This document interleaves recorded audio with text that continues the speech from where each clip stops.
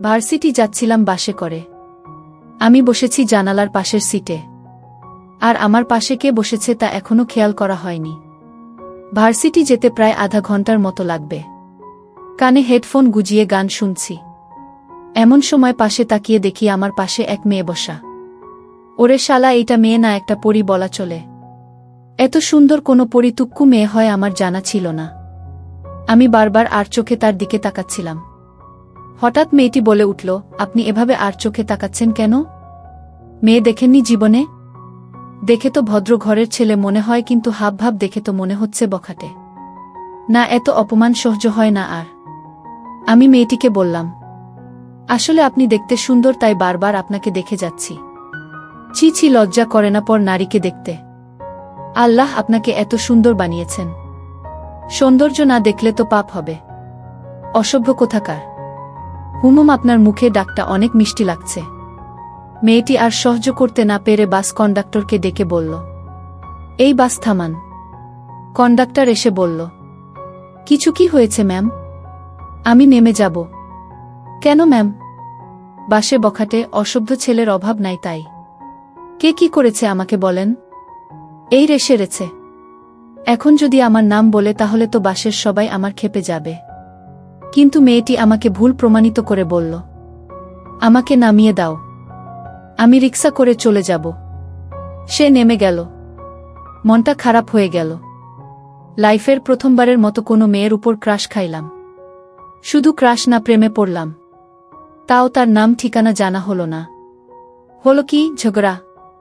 না, আমাকে ওই মেয়েটার পরিচয় জানা লাগবেই। আমি কন্ডাক্টরকে ডেকে বললাম, মামা, এখন যে মেয়েটি নেমেছে সে কি প্রতিদিনই বাসে যাতায়াত করে? জানি না ভাই, আজকেই প্রথম দেখলাম। ওহ যাক, আমি ভার্সিটি চলে আসলাম। আমি মেঘ, অনার্স লাস্ট ইয়ারের স্টুডেন্ট। মা বাবার দুইমাত্র সন্তান। আমার ছোট একটা বোন আছে, যে আমার ভালোবাসার ভাগ কারে। যাক, ভার্সিটিতে ঢুকতে যাব তখনই কারো সাথে ধাক্কা খেলাম। সামনে তাকিয়ে দেখি ক্রাশ তুক্কু বাসের সেই সুন্দরী। আমাকে দেখে রেগে গিয়ে বলল, ছি ছি, লম্পট দেখেছি কিন্তু আপনার মতো না। আমাকে ফলো করতে করতে এখানেও চলে এসেছেন। অসভ্য কোথাকার। এই বলে সে হন হন করে হেঁটে চলে গেল। আমি ক্লাসরুমে চলে এলাম। মাথায় শুধু মেয়েটির কথায় ঘুরপাক খাচ্ছে। যাক, ক্লাসে এসে পিছনের সিটে বন্ধু রাফির সাথে বসে পড়লাম। আজকে নাকি নতুন স্যার নাকি ম্যাম আসবে, তাই ক্লাসের সবাই ওনাকে ওয়েলকাম জানানোর জন্য ক্লাসরুমটাকে সাজিয়েছে। এত আদিক্ষেতা কেন করে বুঝি না। স্যারই তো এসে কি করবে? পড়িয়ে পড়িয়ে প্যারা দিবে আর কি। প্রথম ক্লাসটাই নাকি নতুন স্যার বা ম্যাডাম, সেই যাই হোক, এতে আমার কি? আমি তো আর ক্লাসে মনোযোগী না। তো কিছুক্ষণ কেউ একজন আসলো আর সব স্টুডেন্ট দাঁড়িয়ে গেল। আমি বসে বসে মোবাইল টিপছি। প্রিন্সিপাল আমাকে দেখে বলল, এই বিয়াদব স্যার আসছে, দেখো না। Sorry sir. ওমার সামনে থাকিয়ে দেখি আমার ক্রাশ প্রিন্সিপালের সাথে দাঁড়িয়ে।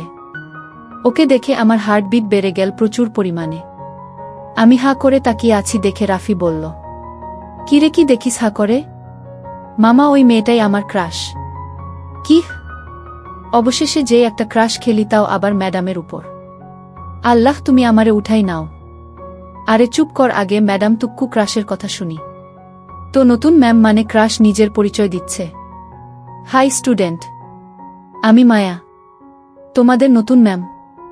আমি সদ্য পাশ করেই বেরিয়েছি। ঢাবি থেকে গ্র্যাজুয়েশন কমপ্লিট করেছি। ক্রাশের নামটা কিন্তু সেই মায়া। মনটাই জুড়ে যায়।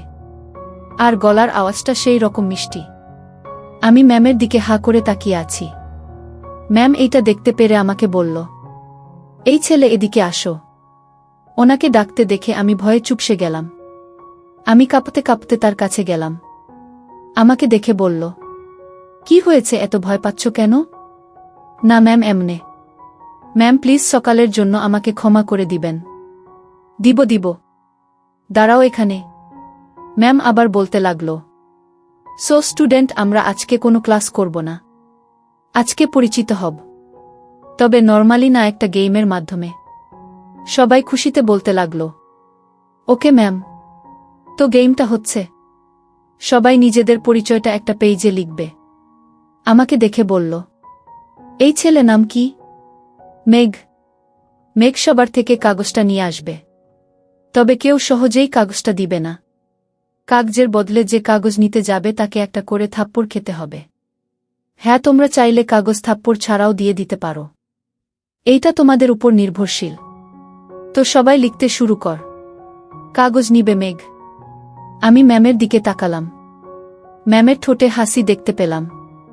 তাহলে কি ম্যাম এসব ইচ্ছা করেই করছে? আমি রাগ করে বললাম, এত স্টুডেন্ট থাকতে আমি কেন কাগজ উঠাবো? তোমাকেই গেমের জন্য বেস্ট মনে হলো। কি বল সবাই? সবাই আমার দিকে তাকিয়ে বলল, ঠিক ম্যাডাম। আমি বুঝতে পারলাম আজকে আমার গালের 12টা বাজবে।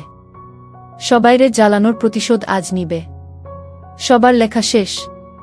ম্যাম বলল, যাও এবার খাতা নিয়ে আসো। আমি প্রথমে গেলাম রাফির কাছে। সে আমাকে জোরে থাপ্পড় মেরে কাগজটা দিল। এভাবে সবাই থাপ্পড় মেরেই কাগজ দিল।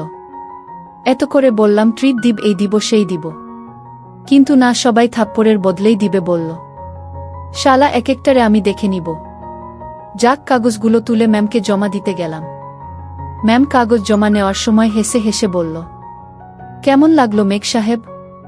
আর কোনোদিন বাসে কোনো মেয়ের সাথে খারাপ ব্যবহার করলে এর চেয়েও খারাপ অবস্থা হবে। আমি রাগে গজগজ করতে নিজের সিটে আসলাম। এসে রাফিকেই দিলাম কয়েকটা লাগিয়ে। মায়ের খেয়ে সে বলল, দোস্ত মারিস কেন? তোর কাছ থেকে থাপ্পড় খাবো আশা করিনি। শালা, অনেকদিন তোকে মারি না, তাই হাত পরিষ্কার করে নিলাম। তাহলে আস্তে মারতে পারতি। আমি ওই শাকচুন্নি ম্যামকে দেখে নিব। ক্রাশ হয়েছে কি হয়েছে ওরে আমি বুঝাবো, সে যতই ডেবিল হোক।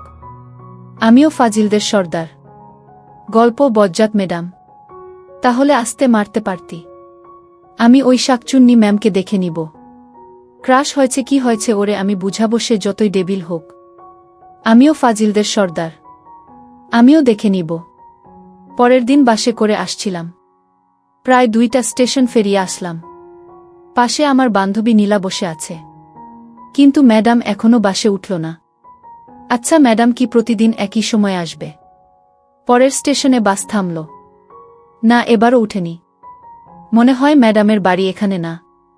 বাস ছাড়তে শুরু করল। এমন সময় কন্ট্রাক্টর বাস আবার থামাল। আর একটা মেয়ে উঠল বাসে। কলা পাতা রঙের শাড়ি পরা। আমি হাঁ করে তাকিয়ে আছি। আরে এটা তো মায়া ম্যাডাম। মানে ওই ডেবিলটা। ওরে কিভাবে শিক্ষা দিব? ওরে দেখলেই তো মনটা ছটপট করে উঠে। যাক, মায়া উঠে আমাকে সিটে বসা দেখে একটু রাগি লুকে থাকালো। তারপরে সামনের একটা সিটে বসে গেল। সারা রাস্তায় আমি তার কথায় ভাবছিলাম। বাস থেকে নেমে ক্লাস রুমে চলে আসলাম সোজা। ক্লাসে এসে হারামি বন্ধুগুলোর সাথে আড্ডায় মেতে উঠলাম। তবে মাথায় একটা চিন্তা, ক্লাসের সবাইকে থাপ্পড় মারার শাস্তি ভোগ করতে হবে। আমি আর রাফি রুমে বসে আছি। রাফিকে কাল রাতে একটা ইঁদুর আনতে বলেছিলাম সাথে করে। হারামিটা নিয়ে এসেছে। প্রথম ক্লাস মায়া ম্যাডামের। আরে শালার প্রতিশোধ তাইলে একসাথেই নিয়ে নিতে পারব। মায়া ম্যাডাম ক্লাস শুরু করেছেন। বারবার রাগী লুক নিয়ে আমার দিকে তাকাচ্ছেন তিনি। কিন্তু আমি তো এখনো কিছু করিনি, তবে হ্যাঁ, এখন করব। আমি রাফিকে ইশারা দিয়ে ইঁদুরটা ছেড়ে দিতে বললাম। যেই ভাবা সেই কাজ। চোরের সাথে বাটপারি করা। এবার বুঝবে মজা। প্রথমে ইঁদুরটা দেখে ক্লাসের 6 প্যাক বয় রাকিব। সে ইঁদুরটাকে দেখে ভয়ে চিৎকার দেই। তারপরে বাকি ছেলেমেয়েরাও ভয় পেয়ে চিৎকার দেই। ইঁদুরটা এদিক ওদিক হাঁটাহাঁটি করছে। আস্তে আস্তে মায়া ম্যাডামের আছে গেল। মনে করেছিলাম মায়া ম্যাডাম ভয় পাবে। কিন্তু আমাকে ভুল প্রমাণিত করে দ্বিতীয়বারের মতো অবাক করে দিয়ে ম্যাডাম ইঁদুরটাকে বাইরে বের করে দিয়ে বলল, এত বড় ছেলে মেয়ে হয়ে ইঁদুরকে ভয় পাও? লজ্জা করা উচিত তোমাদের। বাই দা ওয়ে, ইঁদুরটা এখানে এলো কি করে? রাকিব দাঁড়িয়ে বলল, ম্যাম, এইটা ওই ফাজিল মেঘ এনেছে। আমি রাকিবকে বললাম, আব্বে হালা, তুই আমাকে এই ইঁদুরটা আনতে দেখেছিস? আর কিছু বলতে যাব তার আগেই মায়া ম্যাডাম রাগে গজগজ করতে করতে আমার কাছে এসে বলল, এত বড় হয়েছ কিন্তু গান বাড়েনি। নিজেকে কি ফাজিলের সর্দার মনে করে? অনেক বড় মনে কর। যাও, ক্লাস থেকে বের হয়ে যাও। এক্ষুনি বের হয়ে যাও। কিন্তু ম্যাম। কোনো কিন্তু না। যাও, get out of my class right now. আমি বেরিয়ে আসলাম। না, এই ডেবিলটাকে শিক্ষা দিতে হবে। ক্রাশ বলে ছেড়ে দিবে না। ম্যাডাম একটিবারও জানতে চায়নি ইঁদুরটাকে ছেড়েছে। কোনো উপযুক্ত প্রমাণ ছাড়া আমাকে দোষী বানিয়ে শাস্তি দিল। না, প্রথমে ওই রাকিবকে শাস্তি দিতে হবে, তারপর ম্যাডামকে। হুমু পাইছি। ক্লাস শেষে সবাই বেরুচ্ছে। এমন সময় আমি গিয়ে রাকিবকে জড়িয়ে ধরে বললাম, দোস্ত সরি। কিন্তু কেন এমনে? রাকিব হাঁটতে শুরু করল। সবাই তাকে দেখে হাসছে। তার পিঠে একটা কাগজ লাগানো, কাগজে লেখা আছে, সে একটা গাধা। এইটা পরে সবাই হাসছে। রাকিব এদিক ওদিক তাকাচ্ছে, বারবার তার প্যান্ট আর শার্টের দিকে তাকাচ্ছে। হঠাৎ করে পিছন থেকে তার এক বন্ধুকে সে জিজ্ঞেস করল, কি রে, সবাই আমাকে দেখে হাসছে কেন? তোর পিছনে লেখা কাগজটা পড়ে হাসছে। কি কাগজ? ওই বন্ধুটা কাগজটি নিয়ে রাকিবকে দেখালো। রাকিব কাগজটা পড়ে রেগে গিয়ে আমার কাছে আসলো। আমাকে এসে বলল, শালা, তোকে আমি ছাড়ব না। আজকে তোকে জানে মারবো, আমাকে ধরতে পারলে তবে তো। এই বলে দিলাম দৌড়। রাকিব আমার পিছন পিছন দৌড়াচ্ছে। হঠাৎ করে কারো সাথে ধাক্কা খেলাম। ধাক্কার জোর সামলাতে না পেরে পড়ে গেলাম। আমি তাড়াতাড়ি উঠে বললাম, কিরে, চোখ নাই? এইটা বলে মানুষটির দিকে তাকালাম। শালার আজকের দিনটাই খারাপ। এইটা যে মায়া ম্যাডাম। আমি ম্যাডামকে বললাম, সরি ম্যাডাম, আমি আসি। এই বলে দৌড় দিতে যাব। তখনই ম্যাডাম বলল, ভদ্রতা বলতে কিছু শিখোনি, তাই না? একটা মানুষ মাটিতে পড়ে গেলে যে তাকে হাত বাড়িয়ে দিয়ে তুলতে হয় এইটাও জানো না। Sorry ma'am. আমি হাতটা বাড়িয়ে দিলাম। ম্যাডাম আমার হাতটা ধরে উঠল। এই প্রথম কোনো মেয়ের হাতের স্পর্শ পেলাম। কি নরম আর স্ফট হাত ম্যাডামের। আমি তাকে উঠিয়ে চলে যাচ্ছিলাম। এমন সময় ম্যাডাম বলল, ফাজলামি ছেড়ে দাও। এখন থেকে ফাজলামি করতে পারবে না। আমি ফাজলামি ছাড়ব না। আপনি ডেবিলগিরি ছেড়ে দেন। কি বললে তুমি? এইরে মুখ ফসকে বেরিয়ে গেছে। মেঘ, তুই ভাগ, না হলে তোর কপালে দুঃখ আছে। আমি এক দৌড় দিলাম। একেবারে বাসায় চলে আসলাম। বাসায় এসে আম্মুকে বললাম, আম্মু, তোমার পেতনিটা কোথায়? সে এখনো কলেজে। এতক্ষণ কি করছে? ক্লাস আছে নাকি? যা, ওকে নিয়ে আয় বাবা। আচ্ছা, যাচ্ছি। আমি বাইকটা নিয়ে কলেজের সামনে গেলাম। হুমুম ক্যাম্পাসে যাওয়ার সময় বাইক নিয়ে যাই না, কারণ বাসে করে যাওয়ার মজাই আলাদা। আর এখন তো আরও মজা। আমি বিগত 10 মিনিটের উপর দাঁড়িয়ে আছি, কিন্তু পেতনিটার আসার নাম গন্ধ নেই। ওই তো বের হয়েছে জান্নাত। ও হ্যাঁ, জান্নাত আমার বোন। এবার ইন্টার ফার্স্ট ইয়ারে পড়ে। জান্নাতের সাথে তার বান্ধবী মুস্কানকেও দেখতে পাচ্ছি। জান্নাত আমাকে দেখে বলল, সূর্য আজকে কোন দিকে উঠেছে? মহারাজ কি মনে করে আমাকে নিতে এসেছে? গল্প বজ্জাত ম্যাডাম। জান্নাত আমাকে দেখে বলল, সূর্য আজকে কোন দিকে উঠেছে? মহারাজ কি মনে করে আমাকে নিতে এসেছে? তোর মতো পেতনিকে কে নিতে আসবে? মা বলছে তাই আসছি। কি হামি পেতনি? কুত্তা। আজকে তোকে যদি আব্বুর হাতের মায়ের না খাওয়ায় তাহলে আমার নামও জান্নাত না। পাশ থেকে মুস্কান হেসে বলল, আরে রাস্তায় এসব কি করছিস তোরা? এহ, তোর বান্ধবীকে পেতনি বলছে আর তুই হাসছিস। আরে চল এবার। হুম। জান্নাত আমার বাইকে উঠে বসল। আমি গাড়ি স্টার্ট দিচ্ছিলাম। তখনই জান্নাত বলল, ভাইয়া, মুস্কানকে একটু নামিয়ে দিবি, ওর বাসা কাছেই। আমি কিছু বললাম না। মুস্কানও উঠে বসল। মুস্কানকে নামিয়ে দিচ্ছিলাম। এমন সময় দেখি মায়া ম্যাডাম রিক্সা করে যাচ্ছে, আর আমার দিকে একমনে তাকিয়ে আছে। চোখগুলো খুব লাল ছিল, হয়তো রেগে আছে। রিক্সা থেকে যতক্ষণ দেখা যায় আমাকে দেখেছে। আমি মুস্কানকে নামিয়ে দিলাম। মুস্কান বলল, এই জান্নাত, তোর ভাইয়াকে নিয়ে আমাদের বাসায় চল। না, আজ না, অন্য একদিন আসব। প্লিজ। সরি, আজকে না। আচ্ছা, আল্লাহ হাফেজ। কালকে কলেজে দেখা হবে। আমি গাড়ি স্টার্ট দিচ্ছি। এমন সময় গাড়ির কাছে দেখি মুস্কান আমাকে দেখে মুচকি হাসছে। আমি হাসার কারণ বুঝলাম না। জান্নাতকে নিয়ে গাড়ি চালাচ্ছিলাম। এমন সময় জান্নাতকে বললাম, আচ্ছা তোর বান্ধবী আমাকে দেখে মুচকি হাসল কেন? ওমা একটা মেয়ে কখন মুচকি মুচকি হাসে জানোস না? না। প্রেমে পড়লে? তোর বান্ধবী কার প্রেমে পড়েছে? তোর। আমি গাড়িটা জোরে ব্রেক করলাম। বোন বলল, এভাবে গাড়ি থামালি কেন? কি বললি তুই? হ্যাঁ, মুস্কান তোকে ভালোবাসে। আর মুস্কানকেও আমার ভাবি হিসেবে অনেক ভালো লাগে। বিয়ে করে নে ওকে। চিক, তোর বান্ধবী মানে আমার বোন। থাক, গান দিতে হবে না, চল এবার। হুম। আমি গাড়ি স্টার্ট দিলাম। জান্নাত আবার বলল, ভাইয়া মুস্কান কিন্তু অনেক ভালো মেয়ে। তো অনেক সুন্দর। তো অনেক রূপবতী, গুণবতী। আচ্ছা, এসব আমাকে বলছিস কেন? ওর সাথে প্রেম করার জন্য? থামবি এবার নাকি থাপ্পড় খাবি? প্রেম কর ওর সাথে, বিয়ে আমি দিব। জান্নাত বেশি বাড়াবাড়ি হয়ে যাচ্ছে। আমি কি? কিছু না। আচ্ছা। জান্নাতকে বাসায় পৌঁছে দিয়ে আমি রুমে চলে এলাম। হঠাৎ করে একটা অচেনা নাম্বার থেকে কল আসলো। প্রথমে রিসিভ করলাম না। অচেনা নাম্বার বলে। পরপর আরও কয়েকবার কল দিল। বিরক্ত হয়ে ফোনটা ধরে বললাম, কি সমস্যা, কি? বারবার কল দিচ্ছেন কেন? ওপাশ থেকে মেয়েলি কণ্ঠে বলল, কুত্তা, তোর সাহস তো কম না। গাড়িতে মেয়ে নিয়ে ঘোরাঘুরি করিস। এবার বিরক্তিবোধটা আরও বেড়ে গেল।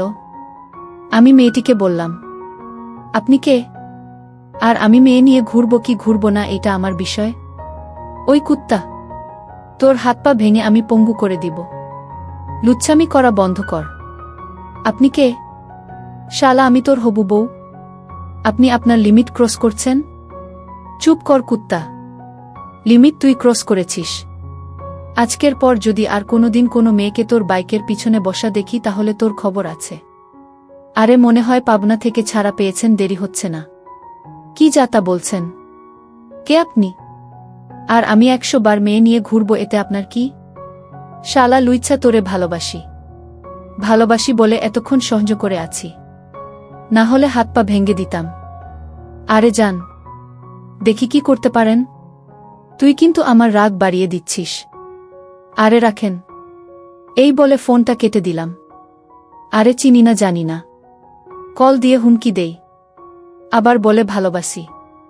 এইটা কোন ধরনের ভালোবাসা? আমি ফ্রেশ হয়ে এসে একটা ঘুম দিলাম। ঘুম থেকে উঠে বাইরে যাই আড্ডা দিতে। বন্ধুমহলে গিয়ে দেখি রাফি, রাহাত, সিয়াম সবাই এসেছে। আমাকে দেখে রাহাত বলল, আরে মায়া ম্যাডামের জামাই আসছে, দেখ দেখ সবাই। পাশ থেকে সিয়াম বলল, শালা তো ম্যাডাম বিয়ে করবে, তাহলে আমরা কি?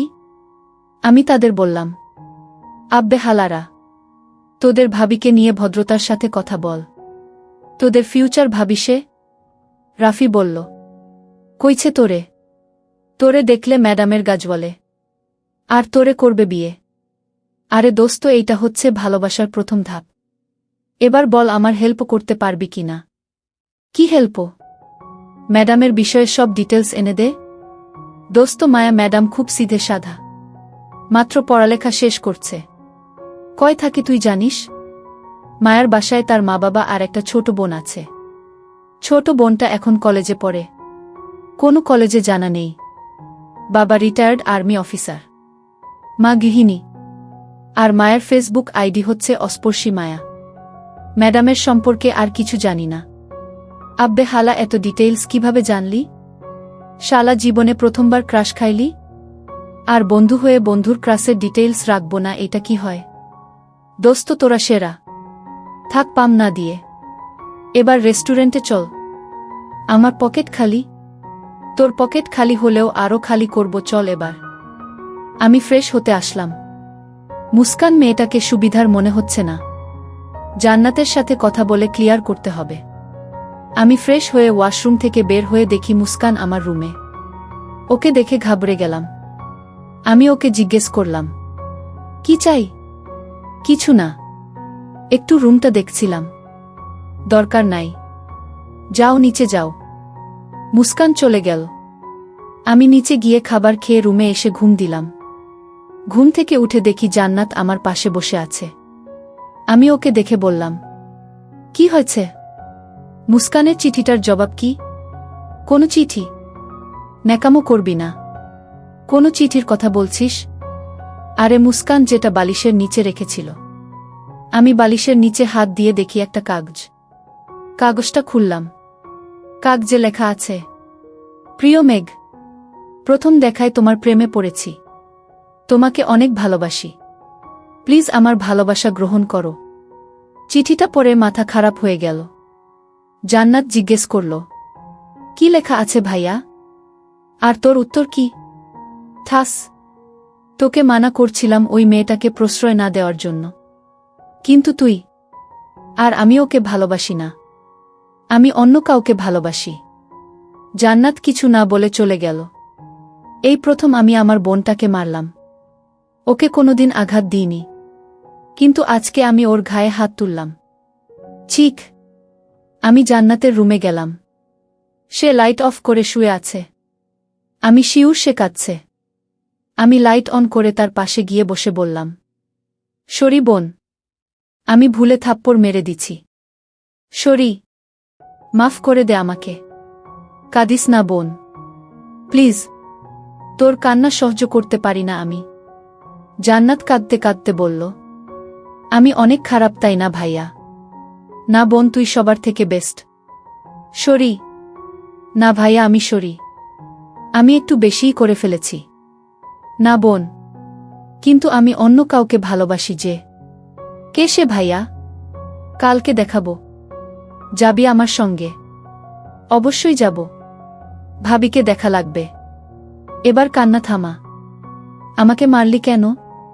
শরীরে খুব লেগেছে তাই না? বল, কি করলে আমাকে মাফ করবি? আমার জন্য পোচকা, আইসক্রিম আর চকলেট নিয়ে আয়, তারপর মাফ করব।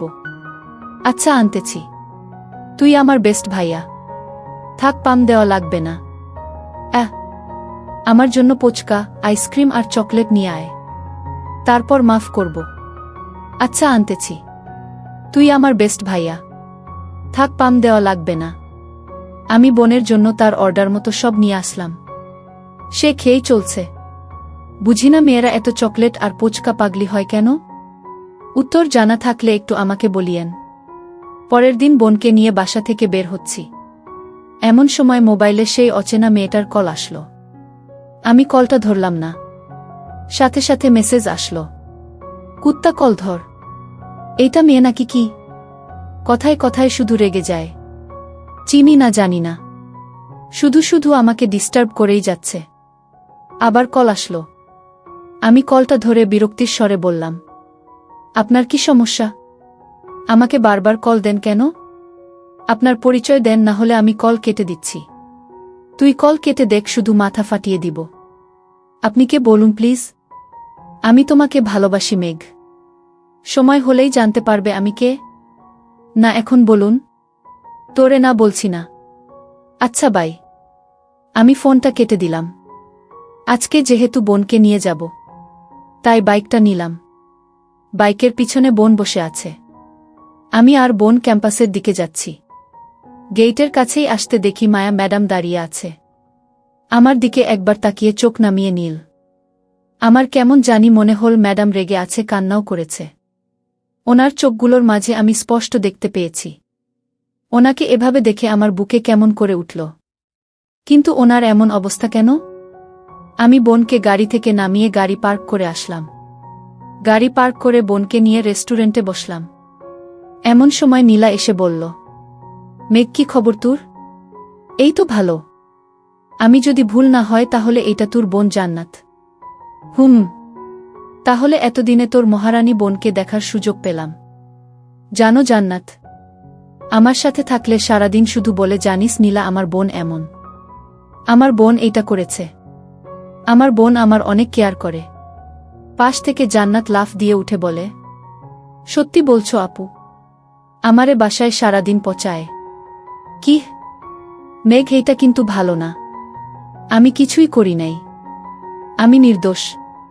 ও ভাইয়া, সব ঢং। তবে হ্যাঁ, তুই আমার বেস্ট ভাইয়া। এইটা বলে জান্নাত আমার গাল টেনে দিল। পাশে থাকিয়ে দেখি মায়া ম্যাডাম আমার দিকে তাকিয়ে আছে। আমি ফিরতেই সে মুখ ঘুরিয়ে নিয়ে চলে গেল।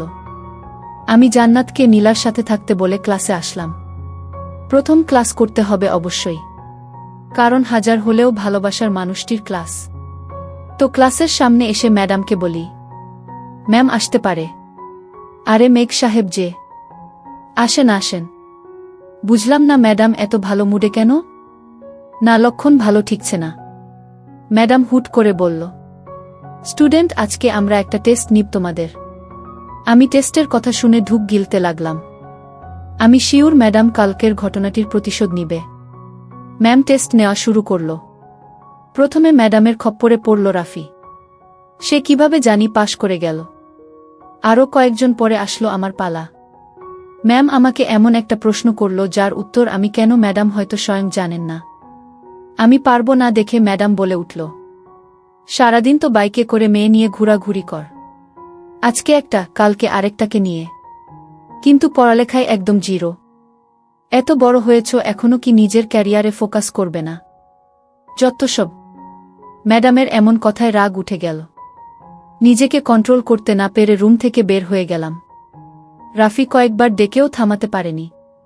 কিছু না জেনে ম্যাডাম এটা বলবে আমি তা আশা করিনি। বাইকের পিছনের মেয়েটা যে আমার বোন। না, ওনাকে এবার দেখাতে হবে ফাজিল কিং মেঘ কি করতে পারে। আমাকে এভাবে বেরিয়ে যেতে দেখে পুরো ক্লাস স্তব্ধ। সবাই জানে আমি কেমন। ফাজলামও সারাদিন করলেও মেয়েদের সাথে কোনোদিন সম্পর্কে আমি জড়াইনি।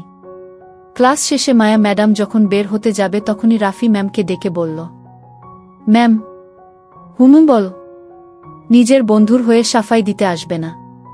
জিবি ম্যাম, সাফাই অবশ্যই দিব। আপনি যে আমার বন্ধুকে বললেন বাইকে করে সে মেয়ে ঘুরাই, একটা ছেড়ে আরেকটা ধরে। জানেন বাইকে বসা মেয়েটাকে? কে আবার ওর নতুন প্রেমিকা আর কি? জিবি না, ওর বোন জান্নাত। মেঘের বাইকের পিছনের সিট শুধু ওর বোনের জন্যই রিজার্ভ। এমনকি আমাকেও বসতে দেই না। কেউ ওর বাইকের পিছনের সিটে বসতে চাইবে বলে সে বাইক নিয়ে ভার্সিটি আসে না। আর আপনি সেই ভাই বোনের সম্পর্ক নিয়ে কথা বললেন। আর হ্যাঁ, পুরো ক্যাম্পাসে জিজ্ঞেস করে দেখবেন আজ পর্যন্ত আমার বন্ধু মেঘ কোনো মেয়ের দিকে তাকিয়েছে কিংবা প্রপোজাল দিচ্ছে কিনা। আসি ম্যাডাম।